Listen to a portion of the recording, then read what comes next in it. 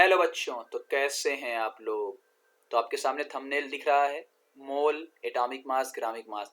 Side में एक और चीज़ आपको दिख रही होगी, ओपन चैलेंज, कि आज तक आपने जहाँ से भी पढ़ा होगा एक्स वाई जेड डब्ल्यू फेब्लू जो भी है, आज जो चीज़ें मैं आपको बताने वाला हूँ एक अलग ही फील आएगी आपको इस टॉपिक की। और सारा क्रेडिट जाता है मेरे teacher TNM sir Triyoginath Mishra sir को। ठीक है, मैंने उन्हीं से सीखा है। तो मैं अपनी लैंग्वेज में और इजी करके सर की बातों को बताऊंगा कि व्हाट इज द मोल, मोल क्या है, हमें क्या पढ़ना है, कैसे पढ़ना है। ये चैलेंज है कि आपने आज से पहले कहीं भी पढ़ा होगा, आज बिल्कुल आपको डिफरेंट होगा और आप यहाँ से आज मोल की फील लेकर आप यहाँ से जाएंगे।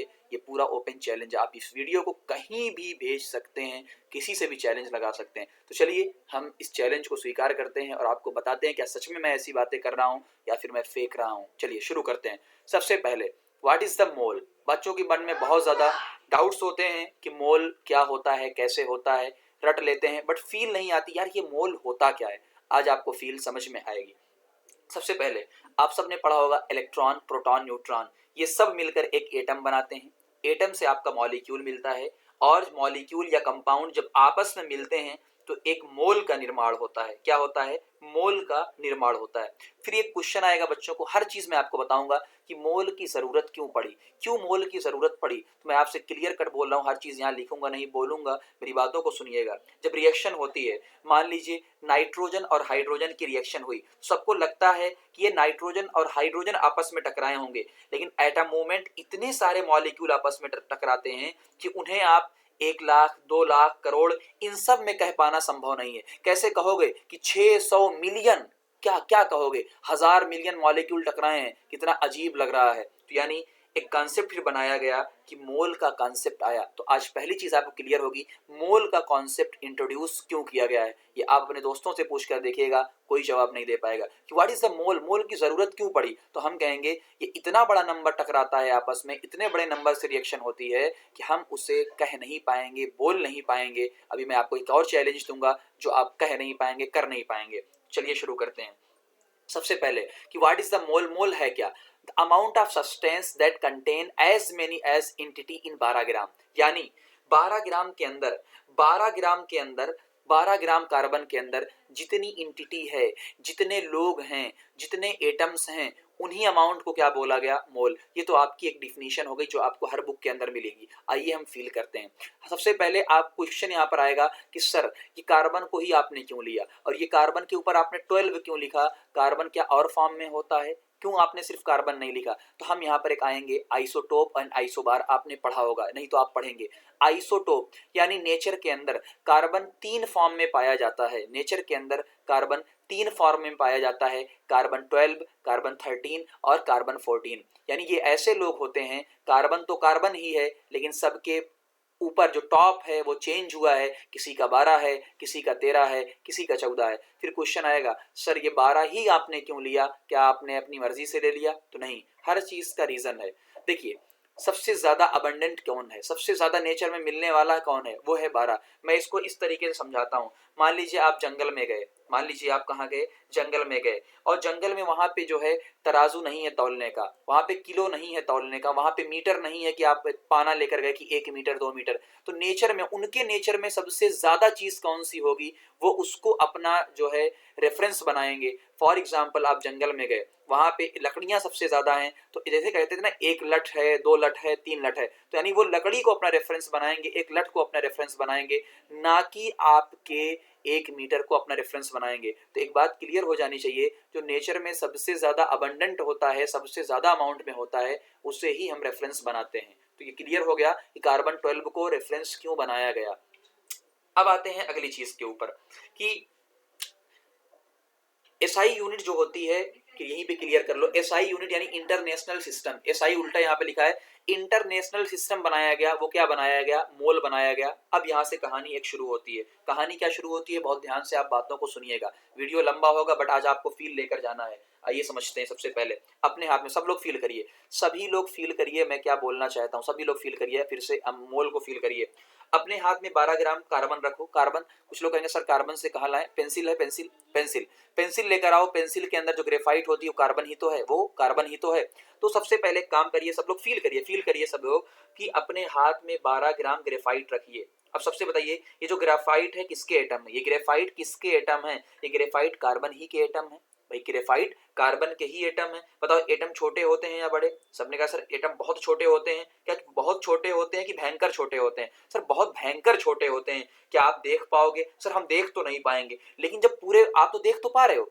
अभी आपने कहा कि सर हम एटम को देख नहीं पा रहे हैं, लेकिन भैया ये 12 ग्राम आपको दिख रहा है, इसका मतलब आपको समझ में आएगा कि आप एक एटम को तो नहीं देख पाएंगे, आप एक एटम को तो नहीं देख पाएंगे, लेकिन जब वही एटम 12 ग्राम के फॉर्म में आएगा तो देखो आपको ग्रेफाइट आपके हाथों में दिख रही है, आपके हाथों में दिख रही है। जैसे एग्जांपल के तौर पे आप जिस पेन से लिख रहे हैं उस पेन की निब में भी मिलियंस ऑफ एटम होंगे, किसके? मिलियंस ऑफ एटम होंगे। अब यहां से फील लीजिए, आपके हाथ में जो 12 ग्राम कार्बन है, आपके हाथ में जो 12 ग्राम कार्बन है उसमें जितने भी एटम होंगे, वो एटम देखेंगे कितना होंगे, आपके हाथ में जो 12 ग्राम कार्बन या ग्रेफाइट है उसमें जितने भी एटम होंगे वही हो क्या होता है, मोल, वही क्या होता है, मोल। अब आपको फील आई होगी, यानी मोल एक नंबर है, मोल मात्र एक नंबर है, मोल ऐसा कुछ नहीं, मोल एक नंबर है। कौन सा नंबर? उन एटम का नंबर है जो उस 12 ग्राम में मौजूद है। अपने हाथ में 12 ग्राम रखा, हाँ सर बोलो, रखा, रख लिया, उसमें कितने एटम है आपको नहीं पता, तो जितने भी एटम उसके अंदर होंगे वही क्या है, मोल है, वही क्या है, मोल है। बात समझ में आई? अब बाद में क्या हुआ, इसको कैलकुलेट करने के लिए एक टेक्निक उस वक्त खोजी गई जिसे मास स्पेक्ट्रोमीटर कहा जाता है, जिसे मास स्पेक्ट्रोमीटर कहा जाता है। ये आपको सिलेबस में कहीं नहीं मिलेगी, बट मैं आपको बता रहा हूं। उस मास स्पेक्ट्रोमीटर से एक कार्बन एटम का, एक कार्बन, समझना हजारों मिलियंस ऑफ कार्बन है, एक कार्बन एटम का मास निकाला गया। कैसे निकाला गया, कहां निकाला गया, हमको नहीं मतलब है, हमको खुद नहीं पता है कैसे निकाला गया है, कैसे निकाला गया है, ठीक है ना, कुछ नहीं पता। जैसे फॉर एग्जांपल के तौर पे चंद्रयान है, अब चंद्रयान के अंदर सबने कहा कि ये टेक्निक है, वो टेक्निक, क्या तुम्हें पता है? नहीं बताना, बस जानकारी है ना। तो ऐसे ही सेम जो है मास स्पेक्ट्रोमीटर, मास निकालने का काम आता है। एक एटम का मास निकाला गया, एक एटम का मास आया कार्बन के 1.99 इंटू 10 की पावर -23 ग्राम, इतना आया। इतनी बातें आपको ध्यान देनी है। चलो अब आते हैं टोटल नंबर ऑफ एटम कितना आएंगे। भाई एक एटम का इतना मास, तो 12 ग्राम के अंदर कितने मास होंगे? अब आप, हमने क्या लिया था, 12 ग्राम लिया था, तो 12 ग्राम के अंदर कितने मास होंगे? तो 12/1 एटम। अब कुछ लोगों को यहाँ पे दर्द होगा, कुछ लोगों को यहाँ पे दर्द होगा, जो चलो मैं एग्जांपल देता हूँ। मेरे हाथ में 100 ग्राम पेन है, मेरे हाथ में 100 ग्राम पेन है और एक पेन का वजन 10 ग्राम है। मेरे हाथ में, लिखो साइड में, रफ में सब लोग लिखो, एक, मेरे हाथ में 100 पेन है, एक पेन का वजन 10 ग्राम है। तो बताओ टोटल कितनी पेन होंगी? तो कुछ नहीं, टोटल कितना है, 100 ग्राम, एक पेन का कितना है, 10, तो 100/10। ऐसे ही मेरे हाथ में 12 ग्राम थे, तो 12 ग्राम अपान एक एटम का। अब एक एटम का निकालो, रख लो कैलकुलेट, आपको मैंने जानबूझ के कैलकुलेट नहीं पे किया है ताकि आप खुद कैलकुलेट करो। जैसे ही आप 12/1.99 करेंगे इंटू, तुरंत देखो -23 कहा जाएगा, ऊपर 23, 12/1.99। क्या तुम 1.99 को 2 मान सकते हो थोड़ी देर के लिए? हाँ सर मान सकते हैं। तो 2 छक 12, यानी यहाँ पे 6 आया, और देख लो 6.022। यही जो एक मैजिकल नंबर आया, इसी नंबर को बोला गया एवोगाद्रो नंबर, यानी मैजिकल नंबर अपना आया, जिसे शॉर्ट फॉर्म में NA, शॉर्ट फॉर्म में कैपिटल N कैपिटल A थोड़ा सा नीचे लिखा जाता है, और इसे ही हमने क्या बोला, मोल बोला। आज से पहले आपने XYZ जहां से भी पढ़ा होगा, है ना, या मैंने भी आपको जो पढ़ाया होगा, तो मैंने डायरेक्ट यहाँ से शुरू कर दिया, बट आज वीडियो की बात है, आज मैं फुल कंटेंट दे रहा हूँ आपको, ताकि चैलेंज लिया मैंने। 6.022 इंटू 10 की पावर 3, 23, ये सबने आपको पढ़ाया होगा, बता दिया होगा। कैसे आया ये किसी ने नहीं बताया, कैसे आया वो किसी ने नहीं बताया, मैंने आपको पूरी बात बता दी। चलिए हम शुरू कर देखते हैं। ये आपको इतने सारे नाम है, तो यानी ये देख लो, एक मोल के अंदर 6.022 इंटू 10 की power 23 is equal to Na is equal to Avogadro number, is equal to Avogadro number. बात समझ में आई? Is equal to Avogadro number, आपको ये बात समझ में आ गई होगी। चलो अच्छा, कुछ लोग कहेंगे सर ये इतना बड़ा नंबर आया तो आपने मोल क्यों यूज किया? पहले ये बता दीजिए, इतना बड़ा नंबर तो आ गया, इस नंबर को आपने मोल क्यों बोला? तो मैं आप सबको एक चैलेंज देता हूं, और ये चैलेंज स्वीकार करिएगा। जैसे एक डजन के अंदर 12 होते हैं, एक डजन के अंदर क्या होते हैं, 12 होते हैं। अब 12 कुछ भी है ना, 12 तो नंबर है, कुछ भी हो सकता है। एक डजन या इसका उल्टा बोलो, 12 तो नंबर है। इसी तरीके से एक मोल के अंदर 6.022 इंटू 10⁻23 जिसे हमने Na यानी एवोगाद्रो नंबर बोला। अब ये एक बात बताओ, सिंपल सी बात बताओ, ये इतना बड़ा नंबर है, इतना बड़ा नंबर है कि जो गिनती से परे है, इतना बड़ा नंबर है जो गिनती से परे है। कैसे परे, देख लो, मैंने ये नंबर पूरा लिख दिया है। कोई भी इस कमेंट के अंदर चैलेंज आपको है, कोई भी इसको अपने लैंग्वेज में बोल के बता दे। ये देखो यहाँ पे साइड में भी लिखा मैंने 6 ट्रिलियन, जो भी यहाँ पे लिखा 6 ट्रिलियन, इसको अपने लैंग्वेज में, ये ट्रिलियन उलियन नहीं, 602 नहीं, पूरा और नंबर में बोलो। पॉसिबल ही नहीं, आप थक जाएंगे। काई दहाई सैकड़ा हजार 10,000 लाख 10 लाख करोड़ 10 करोड़ अरब 100 अरब, थक जाएंगे, बता नहीं पाएंगे। इतना बड़ा नंबर है एक मोल। जैसे मैं ना, कोई आपसे पूछे आप कितना अमीर है, आज एक पता है, कोई आपसे पूछे आप कितने अमीर हैं, तो उससे ऐसे बोलो 1 रुपया नहीं, मेरे पास 1 मोल रुपए हैं। हल्के में 1 मोल रुपए ही तो, ये नहीं पता उसको कि 1 मोल में है क्या, 1 मोल में है क्या। तो मैं कह दो मैं इतना अमीर हूं कि मेरे पास 1 मोल रुपया है। कितना है, 1 मोल रुपया है। बात समझ में आ गई। चलो आइए अब साइड में चलते हैं। 1 mole atom is equal to Na atom. हाँ sir, 1 mole atom is equal to Na atom is equal to 6.022 into 10⁻23 atom. ठीक है, लेकिन यहाँ पे नीचे देखो 1 मोल O2 मॉलिक्यूल। अब आपको क्या दिया हुआ है, अब आपको मॉलिक्यूल दिया है। क्या दिया है आपको, मॉलिक्यूल दिया हुआ है। और वो इस मॉलिक्यूल में आपसे चाहता है कि आप एटम बताओ। क्या बताओ, एटम। सबसे आसान तरीका बताओ, एक मॉलिक्यूल में कितने एटम है, O2। एक मॉलिक्यूल में 2 एटम हैं, एक मॉलिक्यूल में 2 एटम हैं, तो 1 मोल में इंटू 2 एटम। देखो भाई, आपसे एटम पूछा है, जबकि एक मॉलिक्यूल में 2 एटम हैं, यानी आपसे 2 एटम से मल्टीप्लाई करना पड़ेगा। तो टोटल कितना आ जाएगा, 1 मोल इंटू 2 यानी 2 मोल एटम आएगा। और मोल किसे बोलते हैं, Na को, या मोल किसे बोलते हैं 6.022 इंटू 10⁻23 एटम को। अगला क्वेश्चन, 1 मोल CH4, 1 मोल CH4 में कितना एटम है। तो ऐसे क्वेश्चन को करने के लिए सबसे आसान तरीका, आप एक मॉलिक्यूल में एटम देखो, एक मॉलिक्यूल में पहले एटम देखो। तो हमने देखा एक मॉलिक्यूल में 5 एटम है, 1 कार्बन के और 4 हाइड्रोजन के, 5 एटम। उसने कहा कि 1 मोल तो यानी 5 से मल्टीप्लाई करो, 1 मोल यानी 5 Na एटम, है ना। अब अगला क्वेश्चन, टोटल हाइड्रोजन एटम। तो किसी ने लिखा 4, सर कितने हैं, 4, गलत, 4 Na, क्योंकि 1 मोल पूछा है, 4 Na। अब आते हैं हम लोग सबसे इंपॉर्टेंट चीजें से। फॉर एग्जांपल मैं आपसे कहता हूं, एक पेन में एक ढक्कन है, एक पेन में एक ढक्कन है, तो बताओ एक पेन में एक ढक्कन है तो 12 पेन में 12 ढक्कन होंगे। एक डजन में 12 नहीं होंगे, एक डजन में 1 डजन ढक्कन होंगे, क्योंकि आपको बताना है उसी एटम में, यानी आपसे जिसमें पूछा गया है, आपसे एटम में पूछा गया है, आपसे जिसमें पूछा गया है, आपको उसी में बताना है। बात समझ में आई, इस तरीके से आपको काम करना है। चलिए अब हम बढ़ते हैं आगे की तरफ, और आगे की तरफ बढ़ते हैं अबाउट एवोगाड्रो नंबर। अब सबसे इंपॉर्टेंट चीज की तरफ बढ़ते हैं, यहां से मिस मत करिएगा। ये जो आपने कुछ लोगों ने मिसकंसेप्शन पाला हुआ है, पढ़ाने वालों ने भी और बनाने वालों ने भी, यानी बताने वालों ने और पढ़ने वालों ने भी, कि जो एवोगाड्रो नंबर होता है, ये जो एवोगाड्रो नंबर होता है, ये द कांस्टेंट, बिल्कुल ये कांस्टेंट है, बट यूनिवर्सल कांस्टेंट नहीं है। एवोगाड्रो नंबर सबने कहा सर 6.022 इनकी 10⁻23 है ना, ये एवोगाड्रो नंबर कांस्टेंट है, but universal constant capital G की तरह नहीं है। इट डिपेंड, यानी इसकी वैल्यू डिपेंड करती है एटॉमिक वेट स्केल पे, इसकी वैल्यू डिपेंड करती है एटॉमिक वेट स्केल पे। और एटॉमिक वेट स्केल क्या है, एटॉमिक वेट, अभी हम एटॉमिक वेट स्केल से एटॉमिक वेट कैलकुलेट करना सीखेंगे। चलिए हम शुरू करते हैं, ताकि पहले ही क्लियर हो जाओ कि एवोगाड्रो नंबर कांस्टेंट तो है, लेकिन ये डिपेंड करता है एटॉमिक वेट स्केल, आप किसकी स्केल ले रहे हैं उस पर डिपेंड करता है। इस पे हम टिप्पणी बाद में करेंगे, बट ये सच्चाई है, आप याद रखिएगा। अब आते हैं एटॉमिक वेट और एटॉमिक मास के ऊपर।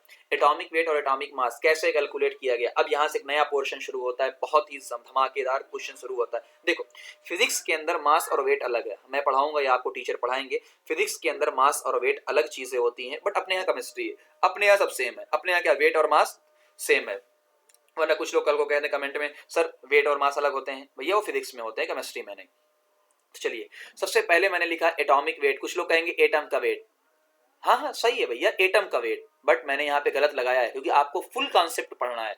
एटम का वेट नहीं, एक एटम का वेट। एटॉमिक वेट का मतलब एटम का वेट नहीं, एक एटम का वेट। बात समझ में आई। अब बताओ अगर एक एटम है, अब सुनो, क्या इसको स्केल बनाना पड़ेगा, बिल्कुल इसको स्केल मेजर के लिए स्केल बनानी पड़ती है। जैसे वेट को आप केजी में नापते हो, लेंथ को आप मीटर में नापते हो, फिर आपको वॉल्यूम कोई दूध वगैरह तो लीटर में नापते हो, तो आपको इसकी भी तो स्केल बनानी पड़ेगी। अच्छा, स्केल के लिए आपको एक रेफरेंस बनाना पड़ेगा। रेफरेंस बनाना पड़ेगा कैसे? जैसे स्कूल में मान लीजिए कोई टीचर होता है या कोई एक अच्छा बच्चा होता है, कोई भी, तो सारे लोग कहते हैं ना कि यार ये बच्चा देखो कितना अच्छा है, कितना आदर्श है, कितना अच्छा लड़का है, इसी का रेफरेंस, तो एक रेफरेंस देते हैं सब लोग। तो हमारा रेफरेंस क्या है? हमारा रेफरेंस कार्बन 12 है। हमारा रेफरेंस क्या है? कार्बन 12 है। बात समझ में आई? अब खुद दिमाग लगाओ कि एटम बहुत छोटा है तो रेफरेंस स्केल भी क्या है? बहुत छोटा होगा। जैसे फॉर एग्जांपल के तौर पे मैं आपसे कहता हूं कि अपने यहाँ से बसखाली तक, या आप जहां से भी रहते हैं, है ना, आपका जो भी लोकेलिटी, जो भी एरिया होगा, तो मैं हंसवर्ष का हूँ, तो ठीक है ना, तो हंसवर्ष से बसखाली तक मैं अगर आपसे कहूँ कि यार इसको आप एक काम करो, सेंटीमीटर में नापो, इस दूरी को आप सेंटीमीटर में नापो, क्या प्रैक्टिकल होगा? प्रैक्टिकल होगा? प्रैक्टिकली पॉसिबल होगा कि आप हंसवर से बसखाली तक जो है वो सेंटीमीटर में नापो? नहीं। तो आप कहोगे सर किलोमीटर में नापेंगे, 1 किलोमीटर, 2 किलोमीटर, 3 किलोमीटर। इसी तरीके से ये रेफरेंस स्केल बहुत छोटी हम क्यों लेंगे? क्योंकि हमारा एटम भी कैसा है? बहुत छोटा। दूसरी बात, कार्बन 12 हमने क्यों लिया? तो हमने पहले ही आपसे कहा है कि सबसे ज्यादा है क्या? सबसे ज्यादा आपका क्या है? सबसे ज्यादा आपका कार्बन 12 है। फॉर एग्जाम्पल, आप किसी ऐसी बस्ती में रहते हैं जहाँ पे सोना ही सोना है, हीरा ही हीरा है, बताओ सबके हाथ में क्या होगा? हीरा ही होगा। तो इसी तरीके से नेचर में सबसे ज्यादा क्या है? कार्बन 12। इसलिए हमने क्या लिया है? कार्बन 12 का। इसलिए अब बात ये आती है कि कैसे, हाउ मेजर, कैसे मेजर करेंगे? तो आप बात करिए, शुरू करते हैं। सबसे पहले शुरू करते हैं, मैं एक एग्जाम्पल देता हूँ, ठीक है ना, मैं एक एग्जाम्पल देता हूँ, उससे आपको बात समझ में आ जाएगी। मान लीजिए एक दोस्त है, और सॉरी 12 दोस्त हैं, उन सब ने मिलकर एक पिज्जा ऑर्डर किया, है ना, एक पिज्जा ऑर्डर किया और 12 दोस्त हैं। इस कहानी को समझिएगा, ऑटोमेटिक समझ में आ जाएगा आपको कि एक पिज्जा आपने ऑर्डर किया है और 12 दोस्त हैं। तो बताओ जब पिज्जा आएगा तो कितने टुकड़े होंगे? भाई 12 दोस्त हैं तो 12 टुकड़े होंगे, 12 दोस्त हैं तो 12 टुकड़े होंगे, और हर किसी को कितना मिलेगा? 1/12। 12 में से एक ही पार्ट तो मिलेगा, यानी 1/12 मिलेगा। कुछ लोग कहेंगे सर हम देंगे ही नहीं, पूरा खा लेंगे, है ना। चलो, खब्बू लोगों की बात नहीं हो रही है, ईमानदार लोगों की बात हो रही है। सेम इसी तरीके से आपने क्या लिया है? कार्बन 12 का एक एटम लिया है। आपने क्या किया है? कार्बन 12 का एक एटम लिया है।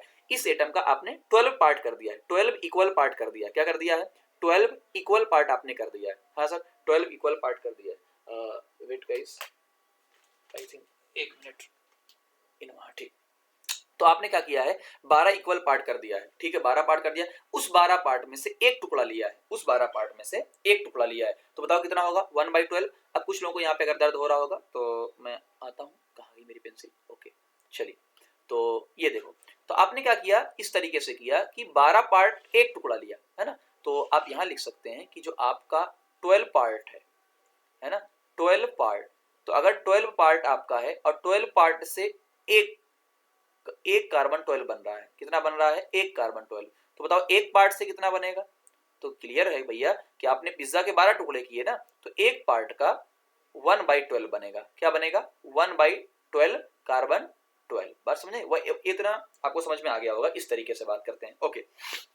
या तो ये क्या हुआ? 1/12। तो यही जो 1/12 का मास है, यानी एक पिज्जा का जो मास है, एक पार्ट का जो मास है, उसे ही बोला गया 1 AMU, एटॉमिक मास यूनिट। क्या बोला गया? 1 AMU, जिसकी वैल्यू निकल कर आई 1.67 इंटू 10⁻²4। बात समझ में आई? एक पार्ट का जो मास है, आपने 12 टुकड़े किए, और एक पिज्जा, वही मैं एग्जांपल देता हूं, एक पिज्जा का एक टुकड़े का जो माप आया, वही क्या है? AMU, एटॉमिक मास यूनिट, यानी एटम को नापने की स्केल। एटम को नापने की स्केल कैसे आई है ये भी लोग नहीं बताते हैं। मैं आपको यहाँ पे साइड में देखो, मैंने बताया, आपने पहले ही मास स्पेक्ट्रोमीटर से एक कार्बन एटम का मास निकाल लिया था। आपने एक कार्बन एटम का मास निकाल लिया था, तो उस एक कार्बन एटम का 1/12 किया। क्या किया? 1/12, यानी आपने 12 से डिवाइड किया। जैसे ही आपने 12 से डिवाइड किया, ये वैल्यू निकल कर आई 1.67 इंटू 10⁻²4 ग्राम आई आपके सामने। पूरा कैलकुलेशन आप यहाँ पे देख सकते हैं इस तरीके से। तो आपको फील आ चुकी होगी कि आप किन चीजों को पढ़ने वाले हैं। यानी आइए हम कहानी को समराइज करते हैं, फिर हम चलते हैं हाउ टू मेजर। हम कहानी को समराइज करते हैं। तो हमने कहा मोल, एक फिर से मेरी कहानी को सुनिएगा, आपको समझ में आ जाएगा, फील आ जाएगी। फील ही दिलाने बैठा हूं, तभी तो चैलेंज मैंने आपसे लिया है। मैंने कहा कि मेरा मोल एक बहुत बड़ा नंबर है। मैंने कहा मोल एक बहुत बड़ा नंबर है, एवोगाद्रो नंबर। दुनिया के लिए कांस्टेंट है, दुनिया के लिए, दुनिया कहती है कि ये कांस्टेंट है, बट एक्चुअल में ये वेरिएबल है। बट एक्चुअल में ये वेरिएबल है एटॉमिक वेट स्केल के बदलने से। कैसे बदलेगा? एटॉमिक वेट स्केल के बदलने से ये भी बदल जाएगा। तो कुछ लोग सवाल करेंगे एटॉमिक वेट स्केल क्या है? हमने कहा वो स्केल जो एटम के वेट को नापती है, वो स्केल जो एटम के वेट को नापती है। एटम का वेट बहुत छोटा होगा तो स्केल भी बहुत छोटी होगी। यहां तक समझ में आ गया। कार्बन का एक एटम लिया, उसका 12 हिस्सा किया, तो एक हिस्से का जो नापेंगे वही क्या होता है, AMU। अब आपको फील आ चुकी होगी। अब आते हैं how to measure atomic weight. Atomic weight को हम मेजर कैसे करते हैं, कैसे अलग अलग लोगों को मेजर करते हैं, उसकी बात पे हम लोग चर्चा करते हैं। बात समझ में आई? चर्चा करते हैं। चलिए, यहाँ पे आपको बहुत सारी चीजें समझ में आएंगी। चलिए, सबसे पहले आपने तराजू को देखा होगा। तराजू में दो पलड़े होते हैं, तराजू में दो पलड़े होते हैं, एक ए एक बी। अब मैंने ये कहा कि भैया ये जो बी है ये मेरे पास मौजूद है, या मान लो एक बटखरा है, 1 किलो 2 किलो 3 किलो जो भी है। ए में हम वो सामान रखेंगे जिसको हमें तौलना है, सोना चांदी आलू कद्दू फद्दू जो भी हमको रखना है वो रखेंगे। फॉर एग्जाम्पल यहाँ मैं आपको समझा के फिर एक बात आपसे कहता हूँ। मान लीजिए कि आपके पास एटॉमिक वेट कैसे मेजर करते हैं। हमने ये कहा कि ए में मान लो हमें नाइट्रोजन का नापना है। बहुत ध्यान से इस बात को समझिएगा, पूरी जनता बहुत बड़े बड़े एग्जाम देने तक यहाँ तक कंफ्यूज रहती है। मैं ट्राई करता हूँ अपने सर के माध्यम से कि मैं आपको समझा पाऊँ। समझ में आएगा तो लाइक और शेयर जरूर करिएगा अपने उन दोस्तों को जो लोग नहीं पढ़ते हैं मुझसे। ठीक है, चलिए अब ओके। तो बात समझ में आई। अब समझना कि मान लीजिए आप नाइट्रोजन एटम को नाप रहे हैं, मान लीजिए आपको नाइट्रोजन एटम को नापना है, तो आपने क्या किया, तौलने के लिए नाइट्रोजन एटम को इसमें रख दिया, नाइट्रोजन एटम को इसमें रख दिया। अब आपने क्या किया, बी में से ये जो आपने 12 पार्ट किए थे, AMU एक पार्ट का 1 AMU, 1 पार्ट 1 AMU। बात समझ में आ गई। चलो मैं यहाँ पे कर देता हूँ 1 पार्ट इज इक्वल, ताकि यहाँ पे एक निशान हो जाएगा कि ये जो 1 पार्ट है, इस 1 पार्ट को ही क्या बोला गया, 1 AMU, है ना। बात समझ में आई। 1 पार्ट ही क्या है, 1 AMU है। ओके, चलते हैं। तो आपने क्या किया, अब एक पार्ट रखते गए बी में। भाई देखो, नाइट्रोजन को आपने क्या किया था, रखना था, तौलना था, तो नाइट्रोजन को आपने रख दिया। अब बी में क्या कर रहे हैं, उस कार्बन का एक part, 2 part, 3 part, 4 part, 5 part, 6 7 8 9 10 14।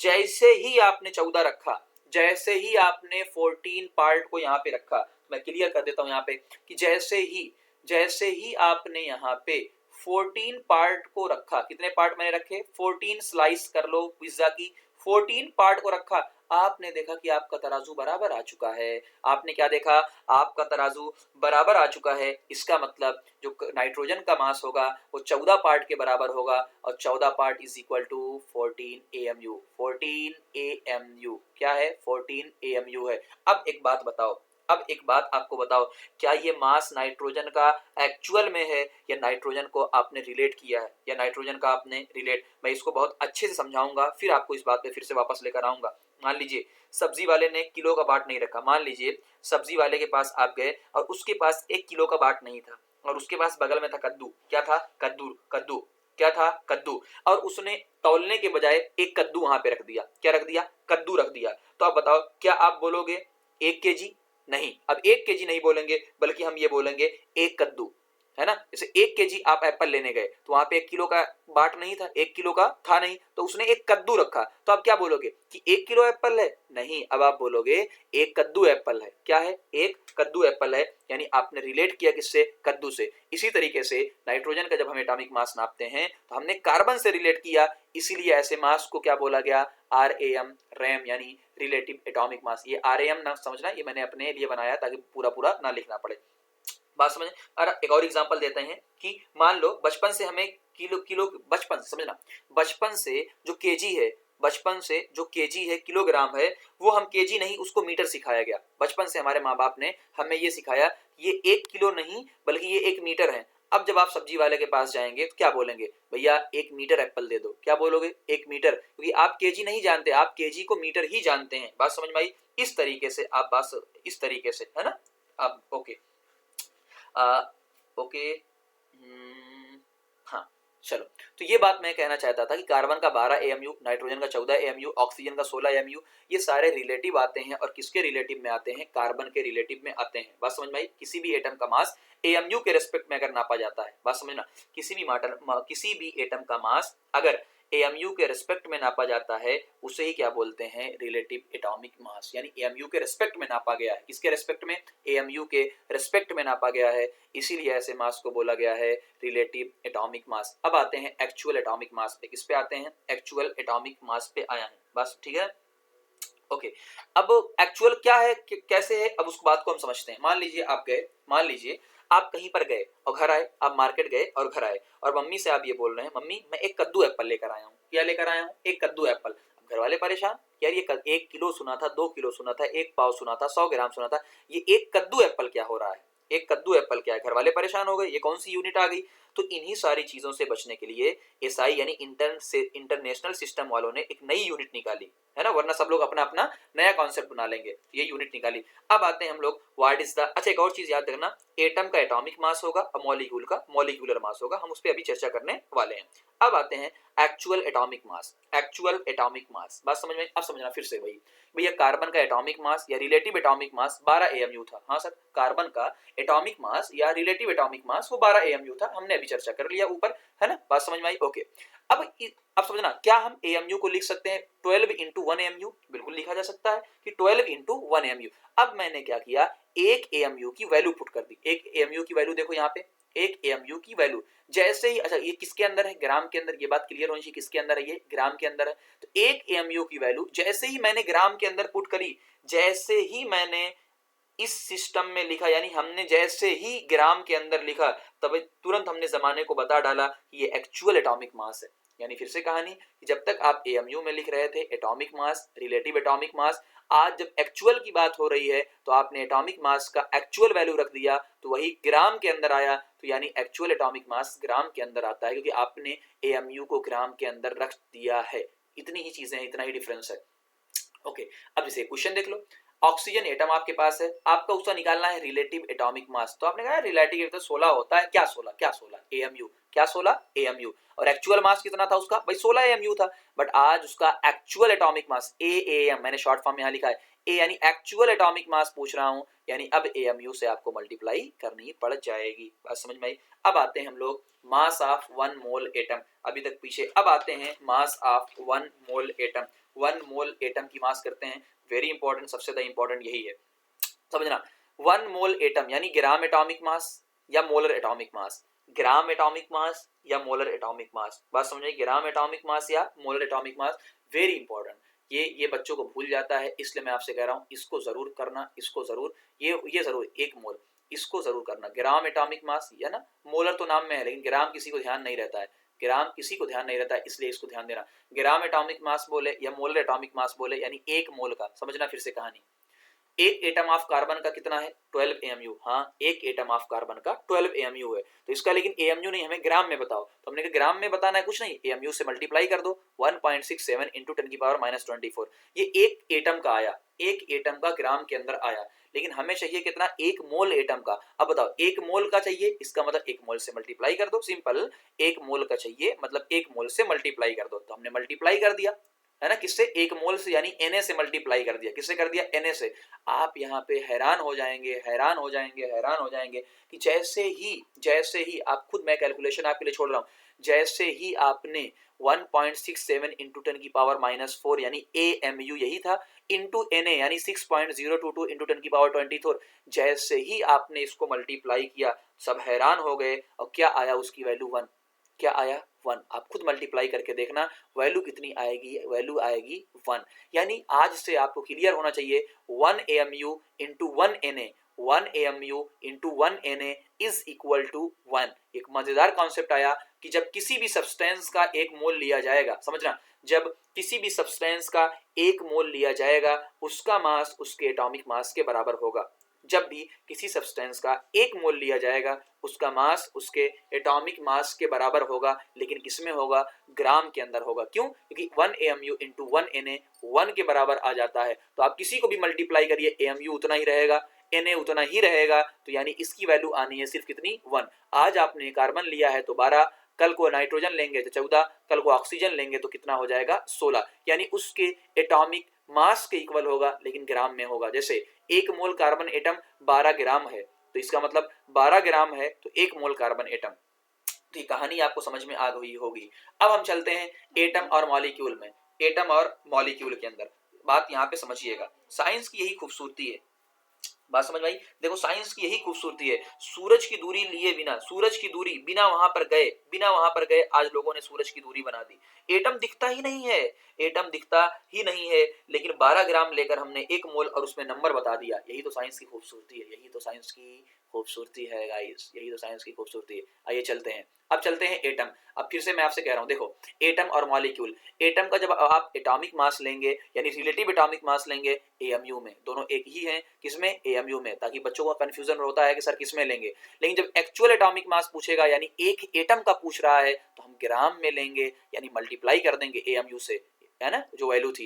लेकिन जब ग्राम एटॉमिक मास बोलेगा यानी एक मोल की बात कर रहा है, जब मोलर पूछेगा एक मोल की बात कर रहा है तो हम ग्राम में लेंगे, ये क्लियर आपको है। सेम ऐसे ही मॉलिक्यूलर मास या रिलेटिव मॉलिक्यूलर मास एएमयू में, एक्चुअल मॉलिक्यूलर मास ग्राम में, यानी सेम। आप, मैंने तीर नहीं बनाया है तो आप तीर बना के यहाँ पे देख सकते हैं, यानी ये तीर भाई साहब की इस तरफ जाएगी, है ना। तो ये आप, मैंने बनाया नहीं था तो बना भी था, समझदार तो नहीं है उतना, जनता समझदार, ओके, जनता समझदार है, लेकिन कई बार ऐसा होता है कि समझदारी नुकसान हो जाता है। ओके चलो, मैं बना दिया हूं आपकी।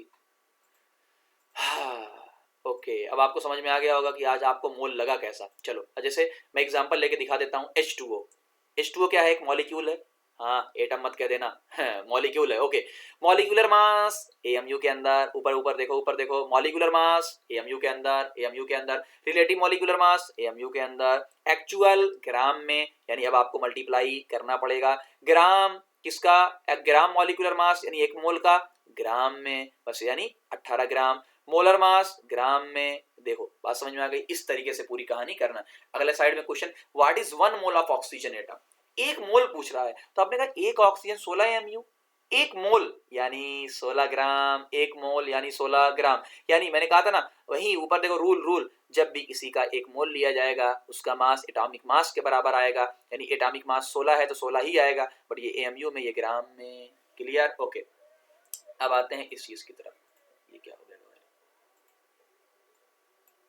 हटाओ इसको, वही चीज आ गई है, हट जा भैया, ओके हट गया। ओके, अब फिर से एक चीज आ गई है, देखो एमयू इंटू एन ए क्या 1 ग्राम के बराबर आया था, हाँ हाँ, कहाँ कहाँ कहाँ आया था, ये देखो 1 एमयू इंटू 1 एन ए यानी 1 का मतलब एक, यानी 1 ग्राम, ठीक है ना, 1 ग्राम। तो क्या मैं इसको ऐसे लिख सकता हूँ 1 AMU is equal to 1 upon N A, बिल्कुल लिख सकते हैं। क्या एन ए को लिख सकता हूँ, बिल्कुल लिख सकते हैं। आज आपको कैलकुलेट कर, खुद कैलकुलेट करना है कि देखो 1 AMU is equal to 1 upon N A की वैल्यू रख दिया तो एमयू की वैल्यू आ गई, एमयू की वैल्यू रख दिया तो एन ए की वैल्यू आ गई। तो मैं समझता हूं कि आज मैंने आपको बहुत हद तक बहुत सारी चीजें बता दी, जिससे ज्यादा आपको जानने की जरूरत नहीं है। तो ये बहुत ही इंपॉर्टेंट चीज थी, बहुत ही सब कुछ था, इसके बाद भी कुछ चीजें आएंगी जो मैं आपको धीरे धीरे बताता चलूंगा, बट आपके लिए इतना enough is enough, more than enough.